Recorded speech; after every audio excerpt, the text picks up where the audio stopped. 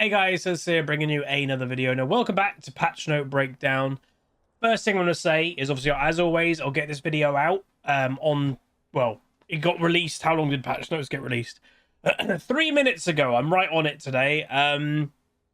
What I will say, though, it'll be today's second video, but I have got an excruciating headache. It kind of started at the tail end of the stream, and, you know, we're talking, I was streaming over 2-3 hours ago, so like it's still here, and I've drank like 2 of these. I've had food, which obviously, you know, I'm trying to do 1 meal a day, but I've ate more food because this headache, and it's just not shifting. So I'm gonna do this, get it edited, get it uploaded, and then I'm gonna go to bed. So let's get into it. So the Faker, obviously, stuff is happening this patch. Riot Meddler did do a Reddit post about it, but basically you don't need to read it. TLDR, they basically said because it's such a big thing, we felt that we could basically overcharge people a skin. In essence, don't buy it if you don't want it. If you want to buy it, you can buy it. It's pretty much that simple. Obviously, there is a thing going around that, you know, we'll see if it actually happens, that Ahri, the community as a whole, is maybe like going to just ban out Ahri every game for this patch, just as a bit of like a, hey, don't do that again. I doubt it's actually going to happen. But, you know, and this is the thing. I'm a League partner, or Riot partner nowadays, whatever you want to call it. And even today, which is very cool, I got officially promoted from Riot. I was on their Twitter, I was on their Facebook, all the social medias. That's really cool. But that doesn't mean I have to agree with everything that they do. You know, that's the thing that I do respect Riot for. They won't kind of make me dampen my voice of disagreeing. You know, I've still got meetings with Riot. I've got a meeting later this week with them. I'm okay to talk about things I dislike. Riot employees talk about it too, so that's a good thing. But anyway, let's get into it. So I don't know how big this patch is. Decent-ish, I guess. As I said, with the headache, we'll see how well we do, but I might not go into every single little detail. Hopefully that's okay. So we're getting nerfs to Akali Ashen, Ashe Blitzcrank, Master Yi. They can't get Master Yi right. I swear he was buffed last patch. Rek'Sai, Skarner again, Tryndamere and Twisted Fate for mainly top lane, but also a bit of mid. Buffs to Ezreal Karma, Naafiri Nilah, Talon, Vladimir Yone, and Yumi, and then adjustments to Aatrox and Corki. And then we got system changes of First Strike, Lord Doms, Noon Quiver, Scout Slingshot, Static Shiv, and Void Staff. We've got new skins that are risen. It's really hard to read.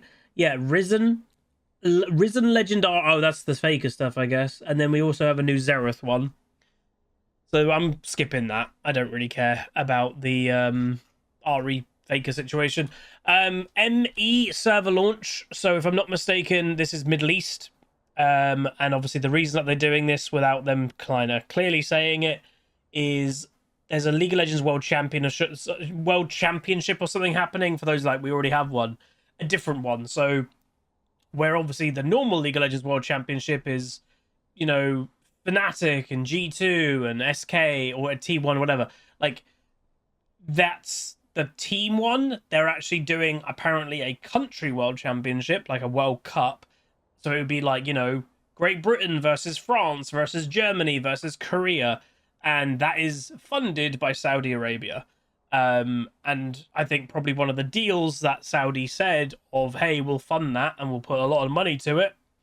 We need a server for our own players in the Middle East. So it is what it is, but there's that. Aatrox. I did see this was slightly controversial online, that they might have been giving him like bonus health, or they're trying to change his build from being like lethality to basically going back to what he should be, which is like a bruiser. So our goal with these changes is to return Aatrox to a successful heavy frontliner who deals lots of damage, not a tank, not even a juggernaut, and certainly not an assassin, which he's kind of been more in the last year or so.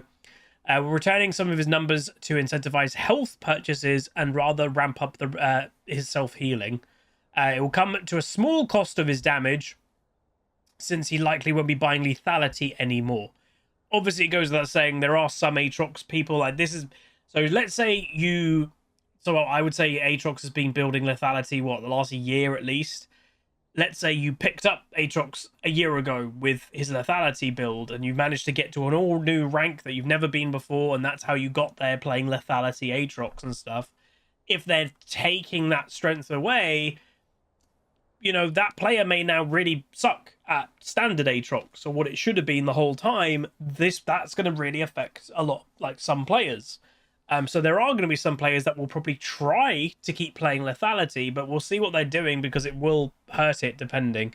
So health regen growth is being halved, so that is a lot. The armor growth is also going up though, so there's a bit of a whatever there. But health regen growth is very, well, it's a big stat in top lane, because if you have a bad trade, your health regen of just standing still, the higher it is, you know, the quicker you regen automatically. But what they're doing is basically they're going, hey, you need to build health so you can survive more, so you don't have to regen all the time. But also they're moving the healing of how it works. So his E, healing, used to do obviously percentage. And again, I think the E is how you get the percentage of the damage. I think it's a passive of the E. So at max rank, you used to do 24% of the damage that you were dealing. It's now 16% flat, which is a nerf to even the first percentage, but it's gaining a 0.9% bonus health ratio. So basically you have to build health to get healing now on Aatrox. And then also the healing is no longer increased during his ultimate war, but where they're doing it, and here it is, this is what I saw online, everybody was like, oh no. So the healing obviously used to kind of stack with both of these. So it's no longer stacking when you're ulting, but when you are in your ultimate, it used to do 25, 35, 40%. It's now 50, 75, 100% increased healing at level 16, rank 3 ult. Obviously, it goes without saying, Aatrox is, with this, returning him to what he's supposed to be in the first place, is going to be doing less damage. So, we'll see how that goes. It could be bad, and we might see him nerfed in 2 weeks' time. Akali, E damage decreased. Very simple. So accounting for how difficult Akali is to play, she shouldn't be anywhere near 50% win rate across multiple skill brackets. Okay, so this is actually something that I will touch upon, and it is something that is moving in the right direction. So I don't personally believe that all a balance should be when it comes to like win rate. You know, without sounding harsh or bad, two main groups of players quote win rate when it comes to champion strength: new players or bad players. Players that know what they're talking about, they know win rate does not equate to a balanced champ. Akali at 50% is way too strong, and Azir at 50% is way too strong. Different champions have different levels of what actually balance is. And just to make that clear, it's like, wait, what does that mean? Isn't 50% like the average even? A hard champion, when it and the win rates that they go off, by the way, the standard when you go on any of like the analytic websites is Emerald and above. That is like the overall arching win rate that they go off, because it's decent players, but it, it's including Emerald and, more average ranks, or lower Diamond and all that. So if, a very hard to play champion should be difficult to win on because of how hard they are. So if something that is very hard to play is at a 50% win rate or even near it, it's worrying, because in theory, the average player shouldn't be able to do good on that champion, or not as good. That's the idea. So that's why in history, we have seen nerfs of like Azir had a nerf when he was on a 44% win rate. What I'm saying is we're starting to see Riot do this more, and that's good. And what they need to be is just vocal about it. And this is how they're being vocal, is, they're saying if it's a harder to play champion, it shouldn't have close to a 50% win rate, as we expect less skilled Akali players to bring down her win rate pretty heavily. That's the whole point. If you're good at Akali, you can, she could be a bit weaker, but you'll still end up winning because of her outplay potential. Her whole kit is very strong. But if you're bad or average at Akali, you shouldn't probably win most games because of the nature of the champion. And that is true for Akali. There's many of them, but Akali, Azir, even, I dare I say, Cassante, there's some of these more modern champions I would say are more suspect of that. But they're giving her a nerf just to tone her down, which is good. Ashen, passive damage decreased, E damage decreased. So nerfs just to Ashen overall. So his passive is going down and his E swing is going down. The problem with Ashen, he does a lot of damage himself, but it's the revive, man. So if this champion has partial strength, that's something, but it's more that if he just gets that revive off, that revives 4 people, that's the scary thing. Yeah, I don't know how you'll ever like make him okay, but we'll see. Ashe, again, I've seen some strong Ashes, but like I have heard people like say that she is crazy OP. I've personally not seen it. You know, we're playing in Master at the moment, and I've had Ashes in my games, and I just haven't really seen it, but okay. So basically, damage, because obviously you have how she works with her crit slightly different. She's not technically critting. She's basically doing bonus damage of the crit that she builds when targets are impacted by frost, which is obviously a thing that she can put on people with her W or R, etc. Or just an auto attack puts them at frost, and then the next auto attack will have the benefit. So it's going from 120 plus all the crit stuff to 115%. So it's not a big nerf. But again, Riot probably doesn't want, as I've said before, they don't always want a champion to go from really crazy strong to then never played. It's the happy medium is what they're trying to achieve. Blitzcrank is getting nerfed. So base health decrease and passive shield duration increase though. So yeah, 50 health level 1 gone. That's big. But his mana barrier, the duration of it is lasting longer, which is nice. So that's not too bad. Corki, obviously the god of early game, literally, you know, was even stronger before they made the change to Dirk. That I know some assassin players have been really peeved about that. That like the reason why they basically got rid of 2, you know, multiple buying Dirks, mainly, and it wasn't just, but it was mainly Corki. You buy 2 Dirks early and he'd kill anything. But obviously nowadays you only can have 1 serrated Dirk in your inventory, and that's max. But it's still too much. So his base attack damage is going down by 3. Again, it's decent. Attack speed growth, however, is going up to incentivize more auto attacks, not just using spells. His damage of his bomb is going up, starting at level 2. And also getting... Oh my god, they're adding ability power back to Corki. What? So he's getting an AP ratio back properly on his Q, so it's 100%, where, you know, it was 70. The cooldown of it is also going on less. So, okay, I don't know why they're giving him this buff when he's been like a crazy early game bully. But I guess what they're doing is the E max lethality builds, they're trying to decentivize that. So if you go more like standard Corki, which would probably Triforce and stuff, I guess that's why they're doing it. And then if they're nerfing, I'd imagine Gatling done. That's how you make people stop building lethality and maxing E. So the physical damage of it is going down. The bonus AD staying the same though, and the actual shred of armor and magic resist is going down, so it's shredding less, and it's also costing more mana starting at rank 2. So nerfs to E all across the board, buffs to Q. So it is I guess they're trying to move him more into standard AD carry Corki rather than lethality. Lethality's always been an issue, and it probably always will be, to be honest. Ezreal, AD growth increased, Q damage increase, R damage increase. All increases, sounds fantastic. The problem with Ezreal, and I've said this many times and I'll always say it, is not Ezreal himself. So Ezreal's a great champion, his outplay potential is great. The problem is he's hard to play, way harder to play than most AD carries. The average AD carry, and I don't mean offense, but you just right click on things and you do a ton of damage. That's not Ezreal. He can't do that. That's not how the champion works. His damage comes through maximizing your spell abilities and then intertwining auto attacks within them.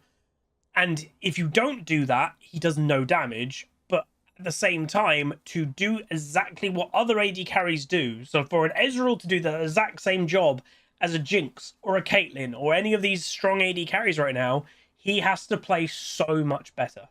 That's the issue.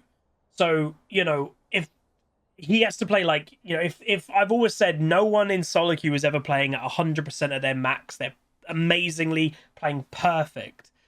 But let's say in, again, my rank right now, Master EU West, if the average AD carry is playing at 80% their best, let's say that they're playing at 80% their best, 80% of their concentration, 80% of how well they actually could do, and Ezreal to do the exact same as the other AD carries has to at least play at 90%. That's the difference. And that's just something that they're never, unless they make his numbers just broken, which they probably won't, that's never really going to change.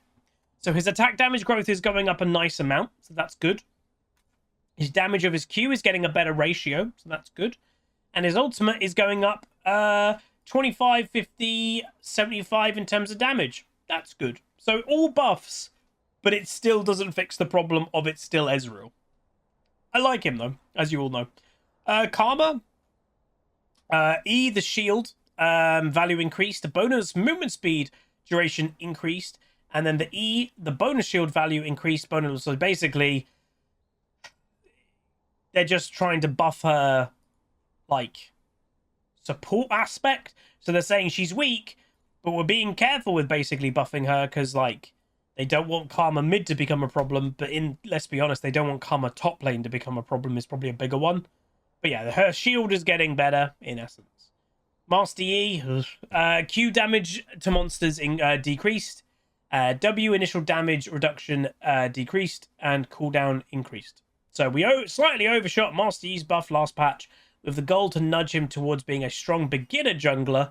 This round of nerfs is targeted mostly as more difficult and elite skewed outputs, like the short duration damage reduction on meditate. So like in the middle of combat, they just tap meditate and etc. So used to give 90% damage reduction, it now only gives 70, which is good. And then yeah, they're giving him less jungle clear of making Alpha Strike does less bonus damage. But Master Yi is always going to be controversial because nobody likes losing to a Master Yi. Like nobody. You know, you don't feel outskilled by losing to them. And then Master Yi players, you know, if for some reason they choose to be a Master Yi one trick, they don't want to feel like there's a cap in terms of rating that they can only get to like platinum if they main Master Yi. But he should be, as the nature of the champion, he should be terrible. The higher rating you go, the worse this champion should be. So again, sometimes it's like hard to defend if Master Yi players want to be able to play him in Diamond and Master and stuff. It's like, but he really shouldn't be good there. He's so one-dimensional. He shouldn't be good. And, you know, Riot have tried to give him more skill expression. The Q and the directional Q, that was something. The Meditate being like a tap ability that you can just do it for quick damage reduction. A lot of bad Master Yis don't do that stuff. But it doesn't mean he should still be great in like Diamond 1 or Master. He's too basic. Naafiri, Packmate's AD increased, Q execute and heal conditions changed, and cooldown reduced early. I would say, and I don't know if people would agree, Naafiri, as it seems to me, and actually the next two, Nilah and Naafiri, of new champions that I would define these are still new champions, both of these have kind of failed. Like, you don't see them that much. Whenever you do see them, it's likely just a one trick. Like, it's a very niche amount of players that play it. I don't know, like, you just don't really see anybody play it. Because obviously I have played against some top lane Naafiris and I absolutely destroyed them because she's not supposed to go there. But I don't think she doesn't win mid lane as well. So I don't know, it's just awkward. But what they want her to be is an easy to learn mid lane assassin. So I guess she's like the Master Yi of mid lane assassins. So again, the higher rating you go, maybe she shouldn't do much. I don't know.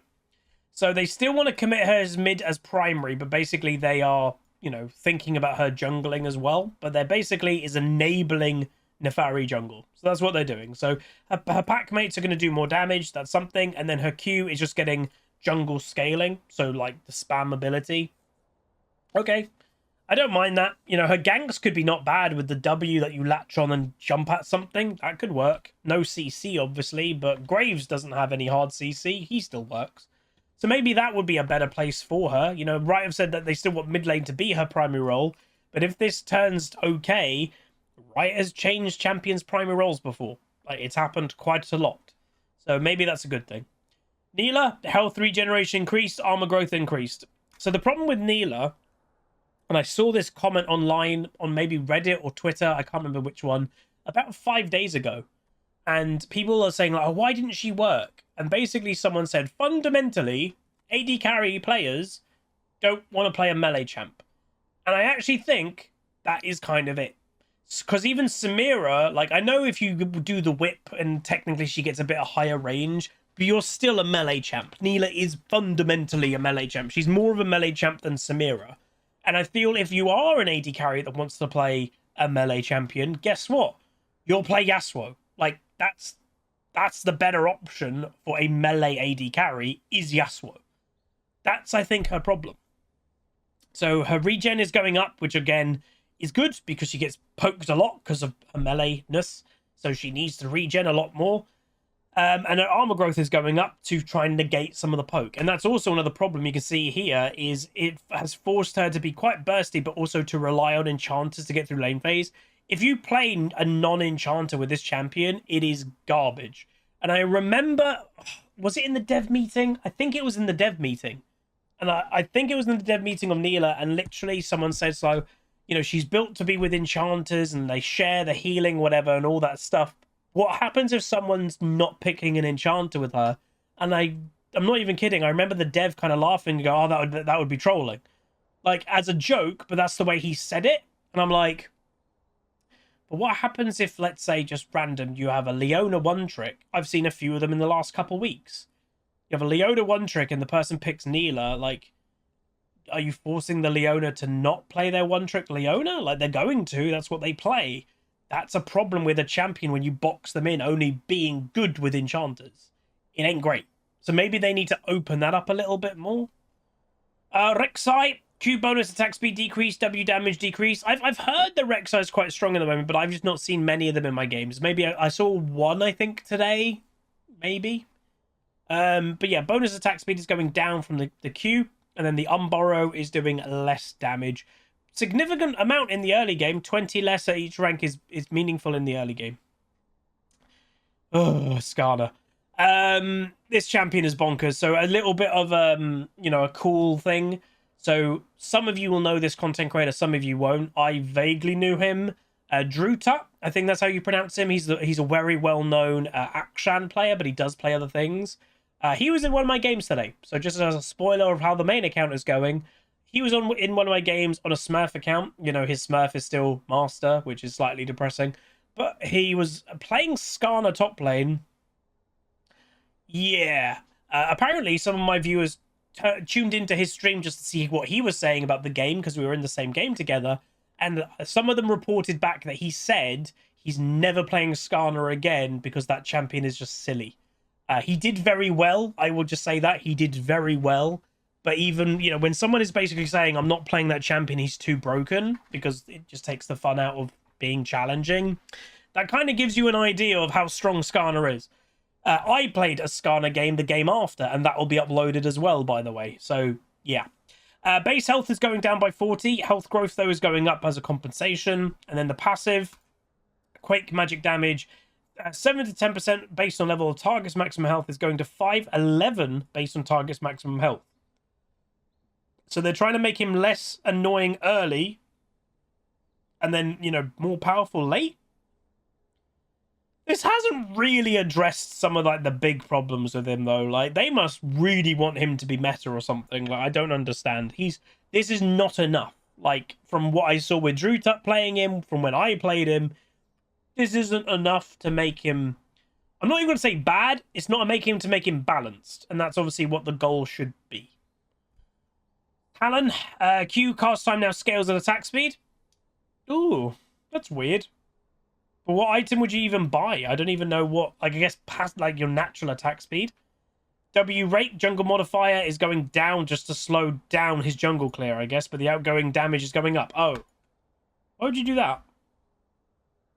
Oh, so this is a buff for mid lane and, like, lane Talon, but they didn't want to make it, like, obnoxiously good in the jungle, so they're toning down the modifier in the jungle, but the damage overall will be buffed. So it probably is about the same in the jungle, but it's a buff for lane phase. So that's good, I guess. So there's that.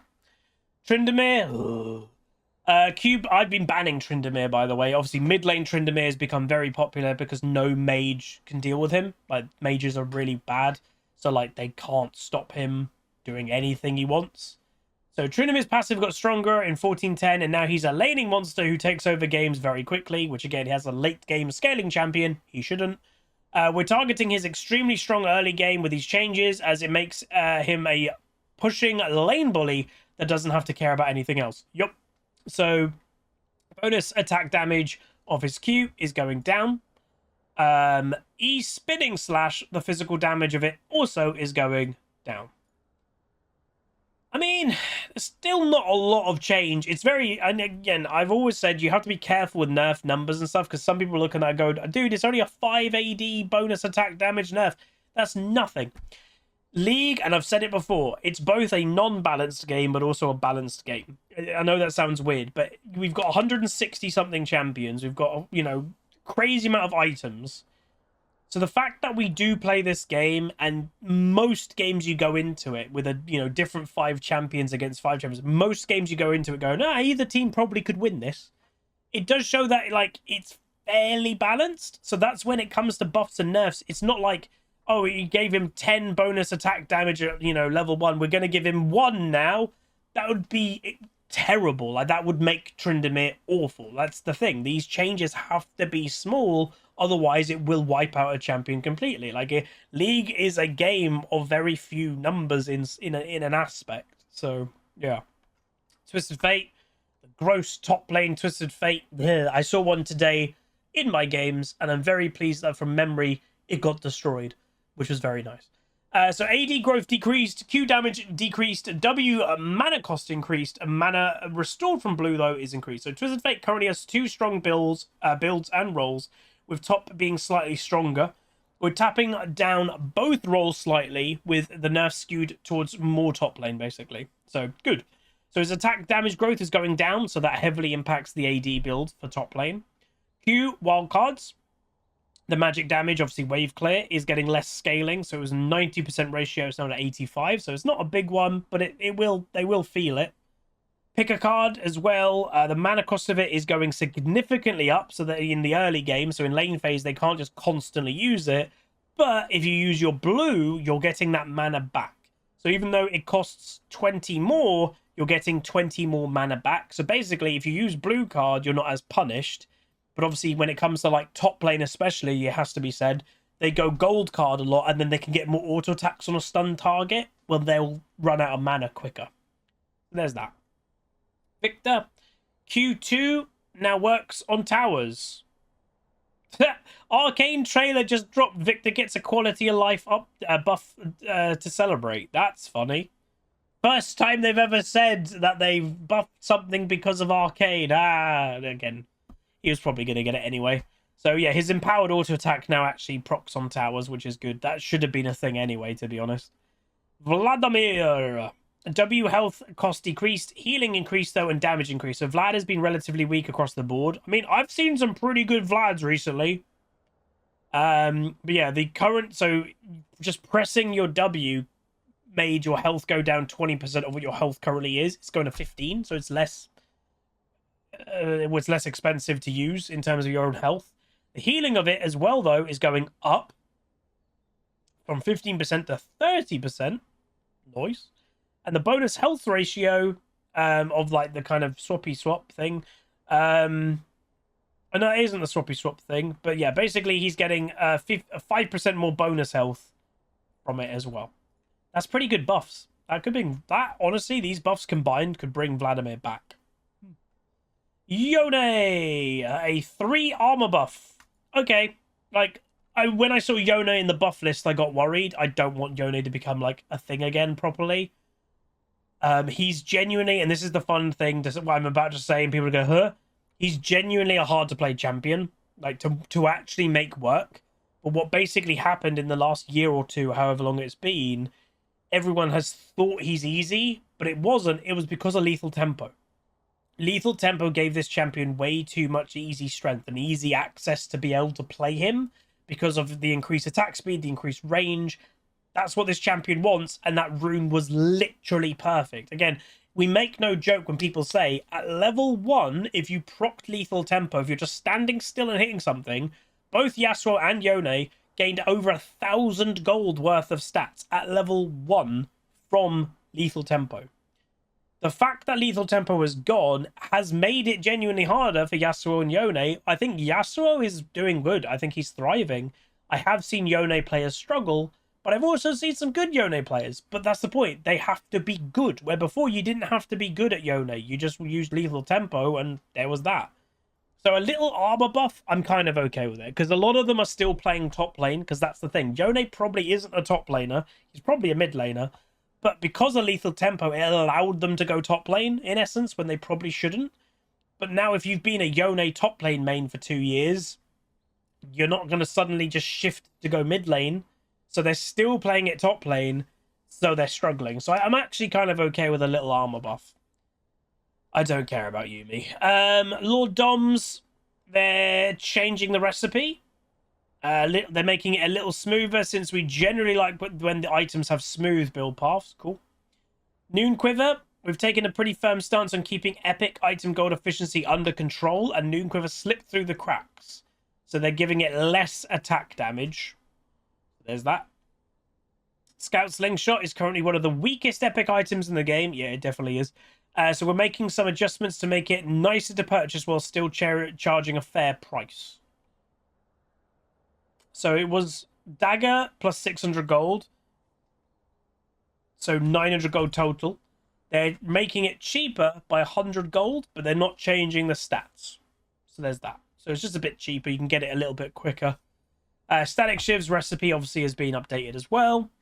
Void Staff is getting a AP buff. But again, Crypt Bloom, to be honest, is just better because Crypt Bloom gives you the big heal. Void Staff is just AP and pen. Maybe if you're playing a certain big boom champions, like where you just want raw damage, Void will be better. Like, I don't know, like Karthus. Again, there's not many that would prefer that. Like, the heal is good. Maybe Aurelion Soul, because he just wants that big amount of damage. But the heal is still good from Crypt Bloom. Grudge. So with the recent changes to Lord Dom's regarding, Lord Dom regards and Black Cleaver, we want to make sure that Surge rules with a competitive armor penetration purchase as well. We're picking to buff the flat value here so that bursty casters who want buying much lethality can still use this. So there's that. So, cool. First Strike is being nerfed. So the flat gold you get from just proccing it was 15. You now only get 10. The damage amplification used to be 8% increased damage while active. It's now 7. So that does add up. Recommended bit runes. So they're, making Yone like, hey guys, this is what you should be doing. Seraphine, this is what you should be doing. Draven, this is what you should be doing. So basically just kind of modernizing. A lot of people nowadays kind of just use, the recommended stuff. But if the recommended stuff is outdated or wrong, people make mistakes. So yeah, they're just doing a big updates. Arena, again, I've not really played much Arena this patch. I don't know why. ARAM Cup. So yeah, it's ARAM this weekend. I'm going to try my best to play Saturday night. Here on Sunday, fair warning if you're from the UK, it's Father's Day in the UK this upcoming Sunday. So I will not be playing on the Sunday, but I will try to play on the Saturday. I believe I might be home alone with Miss Maya this weekend. So, I'll try to make her very tired for the evening and stuff. But yeah, so we'll try to do that because that'll be fun. Champion Mastery. They're saying, it's been a bit too difficult. So they're just lowering the requirements. And if you haven't seen, Riot did a dev video. I might be doing a video about that. If you want me to do a dev video, let me know. But they have listened to feedback that obviously the new Champion Mastery stuff is ugly. It looks like a cheap mobile game. They're changing it. They're actually making it look better, which is good. So it does show they do listen. Mythic Rotation. Is the Shaco skin here yet? Like, I've even stopped playing it. But I would be honest, like, I could see me jumping back on, like, Shaco Jungle every now and then. So if this Shaco skin does come up, I probably will pick it up. But it's not here. Again. Bug fixes, I've always said, if you see your champion, so if you play Ornn or whatever, Syndra, like, notice the bugs if you have champions within this list. And there we go. So that is the patch. Hopefully you guys enjoyed. Nothing crazy. Nothing that I fundamentally disagree with as well. Do I think anything is missing? That's actually quite an interesting question. Off the top of my head, I probably would say crit is still a little bit too strong. But again, Riot, and I'm not even saying this in a salty way, like, they are AD carry skewed. I do also say tanks are a little bit too crazy still. Like, I played, obviously, Skarner's being nerfed, but I played against an Ornn earlier today. That was ridiculous. His damage should be nowhere near that level for a full tank building no damage at all. So I think that should probably be looked at a little bit, personally. But But anyway, that's gonna be it. If you guys did enjoy, let me know what you think in the comments down below. If you've got nothing to say, just say how are you doing. Obviously, comments do help out when it comes to YouTube videos. But yeah, please do like it, please do comment, please do subscribe, and I'll see you guys next time. Call down the reckoning to bring back hope and peace. Restore our glory to live forever. Bring down the dark regime.